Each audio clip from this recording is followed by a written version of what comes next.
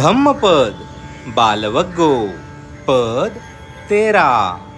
यावतेव अनत्थाय यत्तं बालस्य जायति हन्ति बालस्य सुक्कंसं मुद्धमस्य विपातयं. म्हणजे मूर्खाला जेवढे काही ज्ञान असते ते त्याच्यासाठी अनर्थकारकच असते. ते त्याची मूर्धा म्हणजे मस्तक तसेच ज्ञान उतरवून त्याच्या पुण्यकर्माचा नाश करते.